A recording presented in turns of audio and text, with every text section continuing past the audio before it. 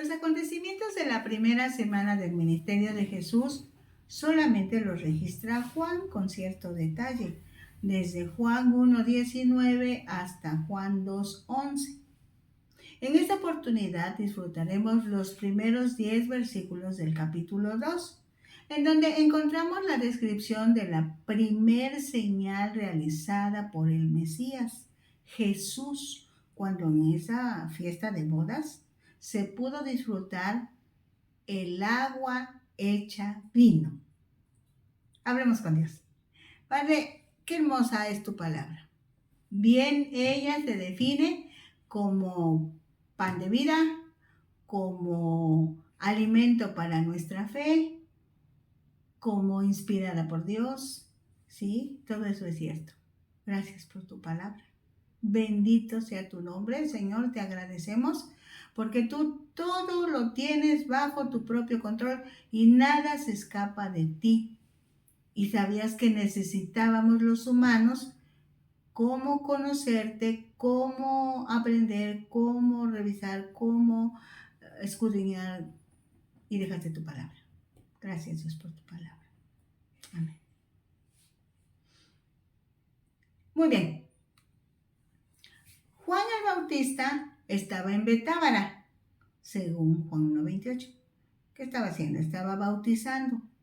Hasta allí llegaron los sacerdotes y levitas que los judíos, llámense fariseos, enviaron desde Jerusalén preguntando, ¿quién era Juan? Al día siguiente, llega Jesús hasta donde estaba Juan y Juan lo presenta diciendo, yo le vi y he dado testimonio de que este es el Hijo de Dios. En los siguientes 2 días, esto lo encontramos en Juan 1:35 al 51, Jesús recibe a 5 de sus discípulos, por decir así, ha transcurrido el tiempo de 4 días.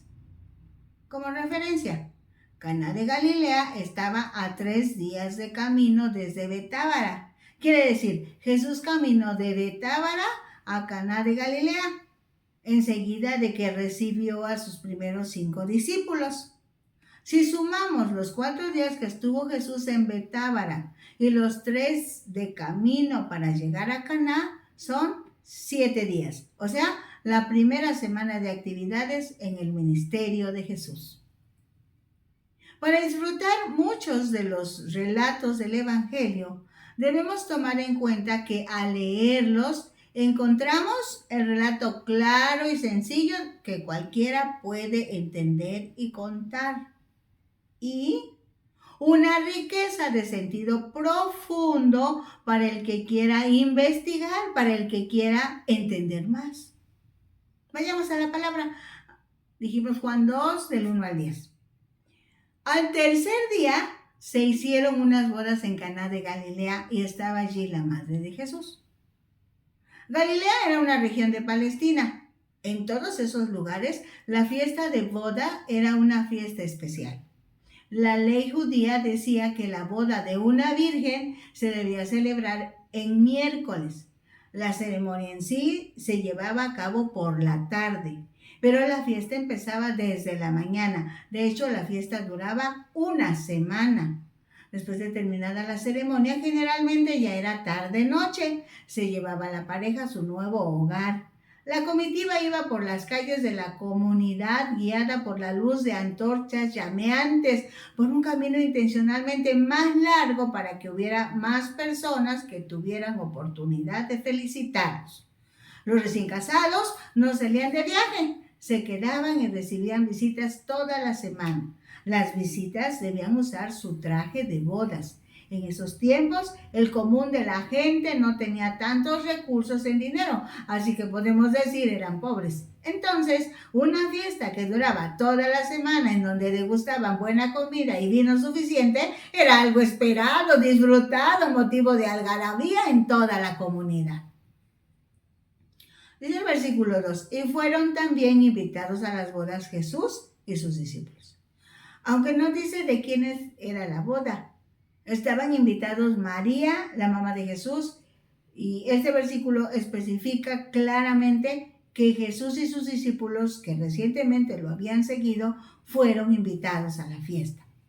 Así que debemos destacar algo en ese tiempo, es que los maestros estaban con sus alumnos de tiempo completo, a fin de que el aprendizaje fuera integral y total. Más que temas enseñados, era preparación para la vida, para vivir adecuadamente. No había papel, así que el compromiso era verbal. Lo que valía era la palabra, y una vez que ambos, maestro-alumno, llegaban a un acuerdo, este se respetaba. Ello explica por qué al invitar a Jesús, en automático estaban sus 5 alumnitos que acababa de inscribir. Dice el versículo 3, y faltando el vino, la madre de Jesús le dijo, no tienen vino. El vino en una fiesta judía, en una fiesta de bodas, era esencial. No era que las personas se emborrachaban. Para los judíos, los borrachos no eran bien vistos y por lo mismo no era frecuente. Si alguien tenía problemas con el consumo de vino, no lo demostraba en una fiesta de bodas. En Oriente la hospitalidad es un deber, pero era una desgracia y hasta una humillación terrible para los novios si faltaba vino durante los días de la fiesta. No dice cuántos habían ido a la fiesta. Tampoco dice qué día de la semana se terminó el vino, como para hacer cálculos y saber cuánto vino haría falta para concluir exitosamente los festejos de la boda.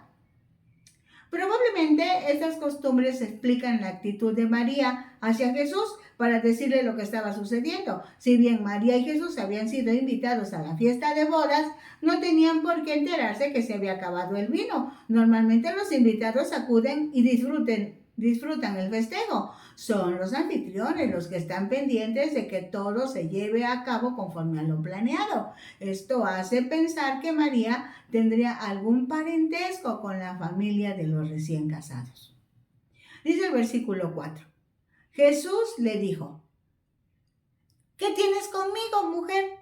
Aún no ha venido mi hora. Entonces, ¿cómo se lo diría? A lo mejor se lo dijo en otro tono. La palabra mujer es una expresión de respeto. Probablemente el equivalente en México sería señora. El término hora tiene que ver con su tiempo, el tiempo exacto en que Jesús manifestaría su propósito. ¿Cuál era su propósito? Morir en la cruz, y lo llevaría a cabo. ¿Cuándo? El día de la crucifixión.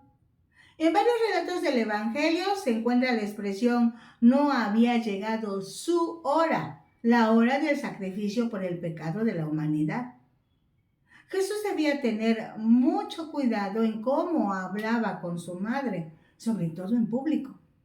En este registro, la forma en que Jesús habló a su madre parece no apropiada, pero debía dejar muy en claro que Jesús no atiende a nadie si primero no recibe la instrucción, la autorización de su Padre. Otra forma de revisar este pasaje es que María quiso ayudar a la familia anfitriona por el asunto tan grave de que se acabó el vino y recurrió a quien ella estaba completamente segura que resolvería el problema. Ese era nada más ni nada menos que su hijo Jesús, pues ella lo conocía y le tenía toda la confianza, solo que aún no era el momento adecuado para que Jesús mostrara su poder sobre la naturaleza. Aunque de alguna manera fue reconvenida por su hijo, porque aún no llegaba su hora. O sea, aún no es el tiempo apropiado para que Jesús manifestara quién es. Aún no era el tiempo apropiado. Se puede decir de alguna manera que María cometió una imprudencia. Se adelantó, pidiéndole a Jesús que hiciera algo para ayudar a esa familia en crisis por falta de vino. En ese aspecto comprobamos que si bien María pudo adelantarse a los eventos que de por sí se llevarían a cabo, y Jesús se vio en necesidad de ubicarla, También se descubre que Dios cambia a bien o a bendición lo que los humanos hacemos y que realmente no está de acuerdo a la voluntad de Dios. La expresión, ¿qué tienes conmigo, mujer?, era de uso común. Si se decía con enojo o bruscamente, indicaba desacuerdo o reproche. Pero cuando se decía amablemente, quería decir que no se había entendido bien. En otras palabras, Jesús le dijo a María, aún no es el momento en que yo dé a conocer quién realmente soy, pero tú no entiendes bien lo que pasa. Yo lo resolveré a mi manera. O sea, déjalo en mis manos, yo sé lo que tengo que hacer. También podemos decir que María se adelanta un poquito a los tiempos y como Jesús, su hijo mayor o primogénito, como Jesús, según las costumbres de los judíos, toma el lugar de autoridad que un padre fallecido deja, lo que hace es ubicar a María, haciéndole saber que si bien acaba de iniciar su ministerio, tiene una semana aproximadamente, aún puede seguir pasando desapercibido. No obstante, por amor a las personas que son anfitrionas en esa fiesta, intervendrá en la solución del problema. El versículo 5 dice, su madre dijo a los que servían, haced todo lo que os dijere. Nuevamente, María, con mucha confianza, habla con los que reparten el vino, que se pongan a las órdenes de Jesús. Y estaban allí 6 tinajas de piedra para agua, dice el versículo 6, conforme al rito de la purificación de los judíos, en cada una de las cuales cabían 2 o 3 cántaros. La purificación era la inmersión total en el agua para limpiar a las cosas o personas que habían adquirido la calidad de impuros al estar en contacto con algún cuerpo muerto o con sangre, o el contacto con el polvo, ya que los caminos eran polvosos, con el polvo y la comida. Una cortesía al recibir visitas en esos lugares era ofrecer que los criados o esclavos lavaran los pies de los visitantes. Y si la familia no tenía criados o esclavos, cada miembro se lavaba los pies antes de entrar a la casa. Una necesidad sanitaria, una necesidad de limpieza, era lavarse las manos entre comida y comida, pues ellos no usaban cucharas, no usaban cubiertos, así que tomaban la comida con las manos. Los judíos se lavaban las manos antes de la comida y entre platos. Servían un plato con un alimento, lo terminaban, cambiaban el plato, otro entre platos se lavaban las manos. Primero se ponía la mano con los dedos hacia arriba y se echaba el agua de forma que resbalaba hasta la muñeca. Y luego se ponían los dedos hacia abajo para que el agua resbalara desde la muñeca hasta la punta de los dedos. Esto se hacía con cada mano por separado y luego se limpiaba la palma restregándose con el otro puño. Si no se hacía ese ritual, se tenían las manos inmundas. Generalmente a la entrada de cada casa había recipientes llamados cántaros en los que se podían almacenar hasta 40 litros de agua. En esa casa había tinajas. Las tinajas eran más grandes que los cántaros. Dice que a cada tinaja le cabían 2 o 3 cántaros. Si eran 6 tinajas con capacidad para almacenar 120 litros de agua cada una, al llenarlas tendrían poco más de 600 litros de vino. Dice el versículo 7. Jesús les dijo, llenad estas tinajas de agua. Y las llenaron hasta arriba. No se sabe si al inicio de la fiesta las tinajas estaban llenas de agua, pero la expresión de Jesús, llenen estas tinajas de agua, hace pensar que estaban vacías. Quiere decir si habían utilizado un poco más de 600 litros de agua en ese rito de purificación. Eso nos hace pensar que casi es el final de la fiesta de bodas. También nos permite calcular más o menos cuánta gente estaba ahí. Jesús dijo que llenaran las tinajas. Eso nos asegura que solo tenían agua, el agua que acababan de vaciar los que servían.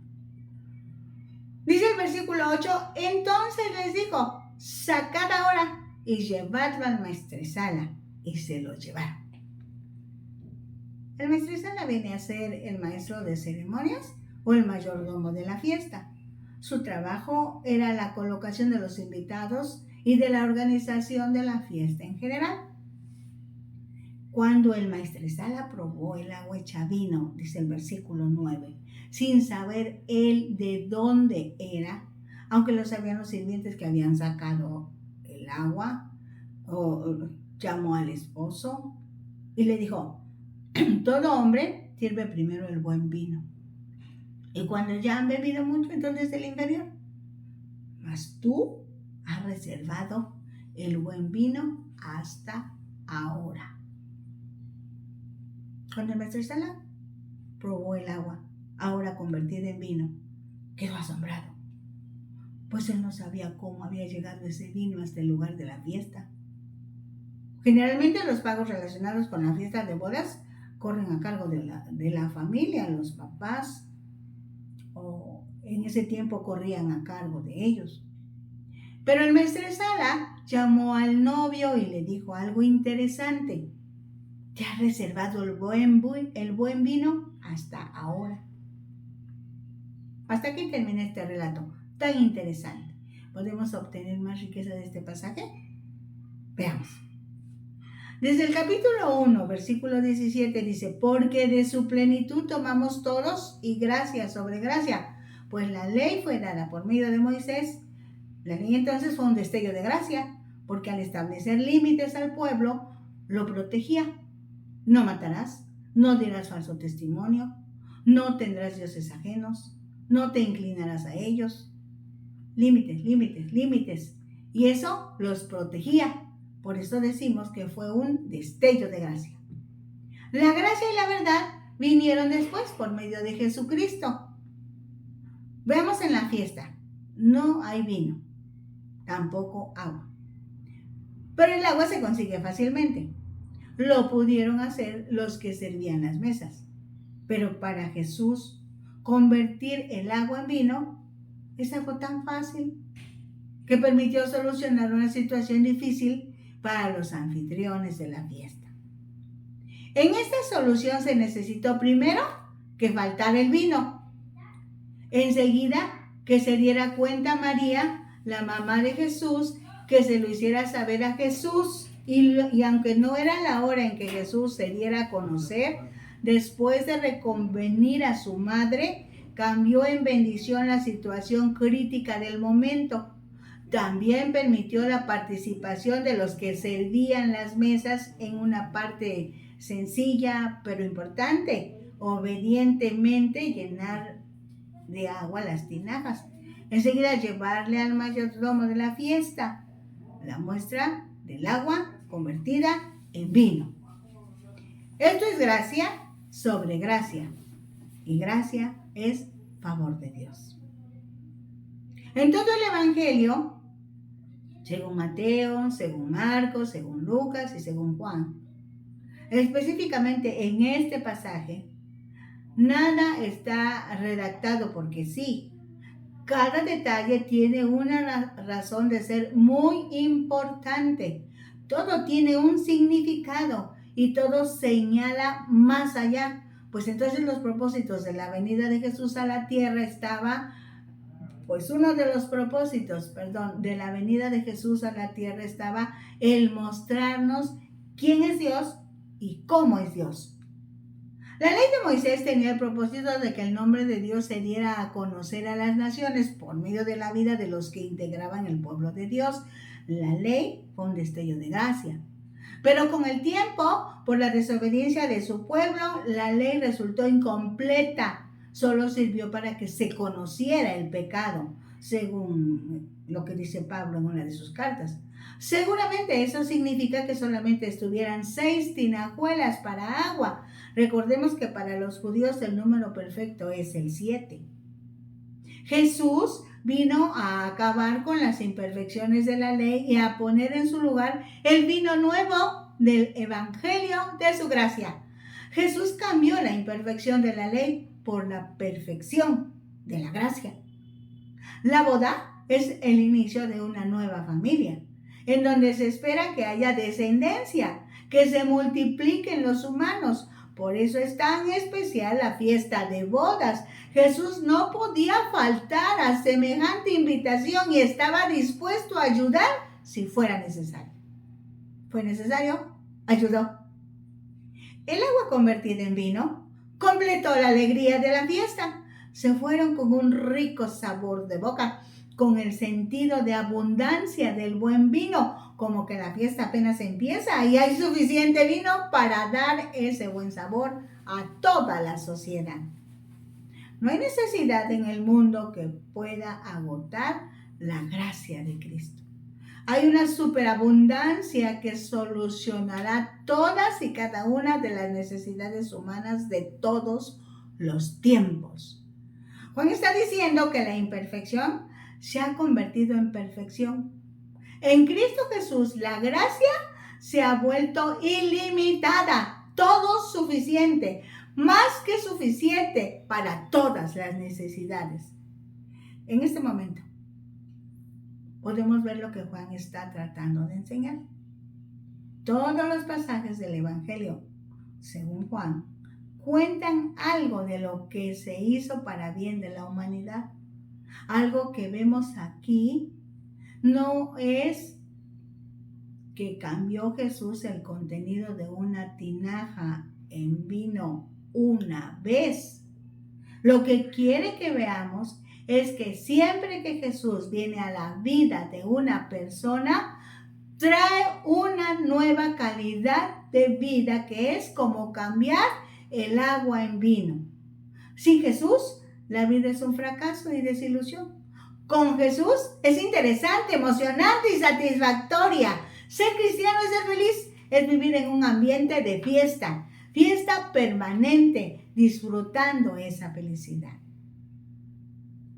Te quiero decir que los que somos hijos de Dios, por la fe en Jesús, somos gente feliz. Interesante. Dice el capítulo 1 de Juan en su versículo 18. A Dios nadie le vio jamás. El unigénito Hijo que está en el seno del Padre, Él le ha dado a conocer.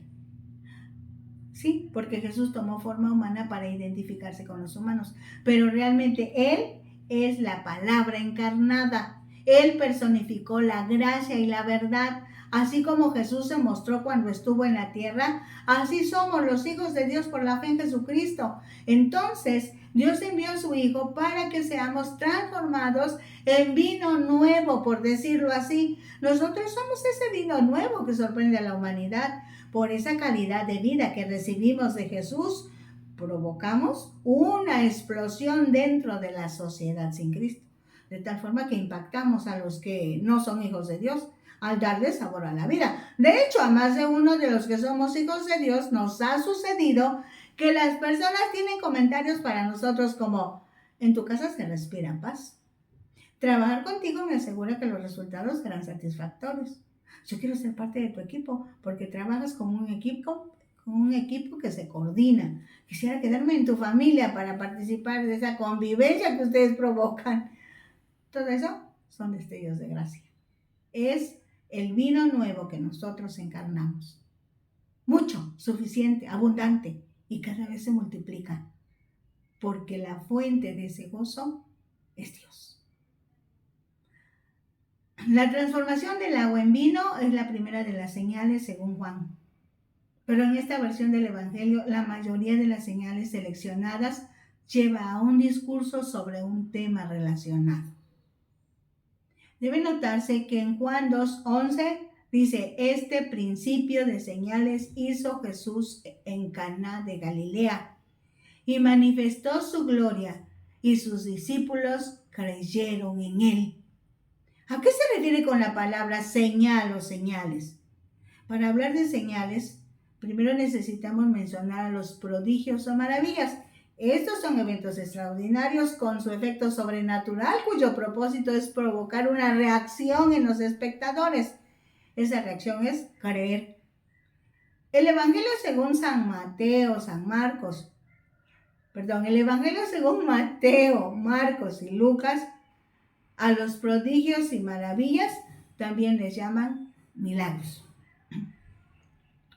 Juan en este pasaje y otros más prefiere llamarles señales, porque una señal indica el rumbo de algo que está más allá de lo que se demuestra en ese momento. Hablando de la maravilla o milagro que Jesús propició en la fiesta de bodas, convertir el agua en vino. Convertir el agua en vino era el primero de muchos milagros que Jesús llevaría a cabo. Con ese principio marcaría el rumbo de lo que él estaba dispuesto a hacer para convertir la vida ordinaria e insípida de la humanidad en una vida extraordinaria, fructífera y abundante. Las señales son acontecimientos o experiencias que demuestran, confirman, corroboran y autentifican el poder y el propósito de Dios.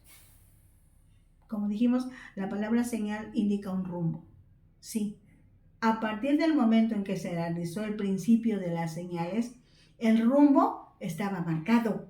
Y en cada señal seguía marcándose. Desde la primera señal, desde que convirtió el agua en vino, demostró su poder transformador de los elementos químicos con que creó el universo, porque todas las cosas por él fueron creadas.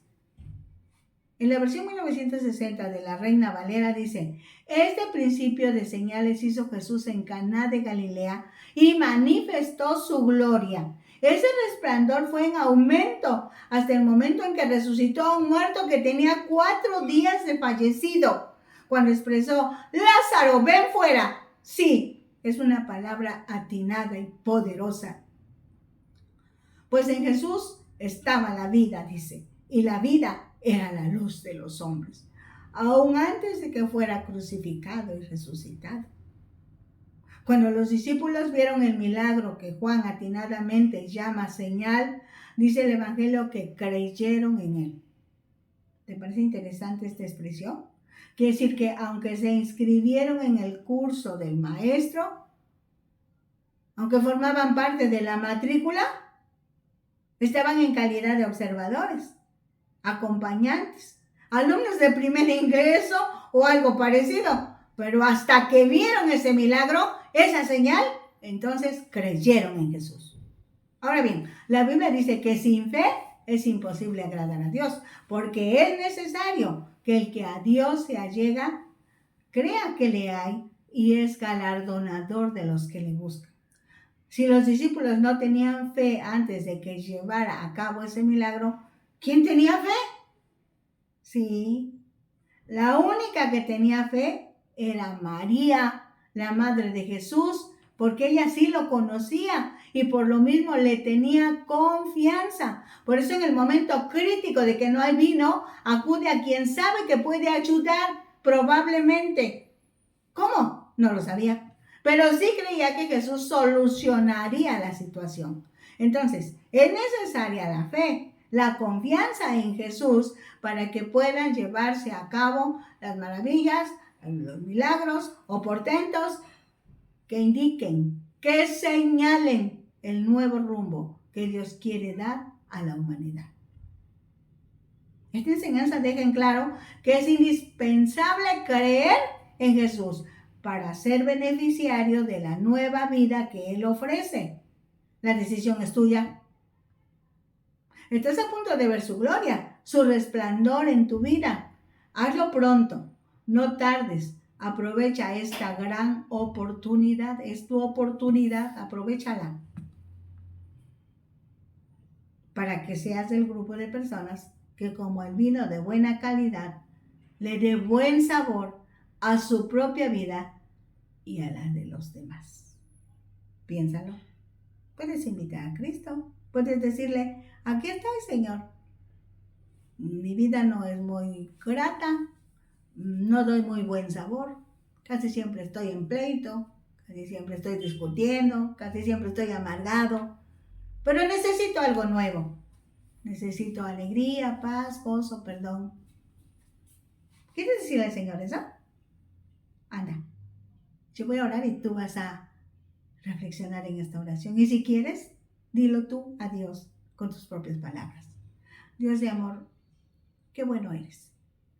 Ahora nosotros ya disfrutamos esta verdad, pero algunos de los que están escuchando necesitan ese buen sabor en su boca, porque se levantan con la boca amarga, se levantan de malas, se acuestan enojados. No los estoy criticando ni los acuso, estoy describiendo lo que yo viví. Ahora en Cristo las cosas son diferentes. Señor Jesús, toca corazones, sana, consuela, abraza, acaricia. Eso quieres hacer, Señor. Gracias, Espíritu Santo, porque estás ahí, porque tú eres el primero que llegas a convencernos de que necesitamos nueva vida, una vida fructífera, una vida emocionante, una vida deslumbrante, una vida en Dios. La recibimos. Gracias. Amén. Bueno, estamos esperando con la ayuda de Dios el próximo miércoles vernos otra vez. Bendiciones.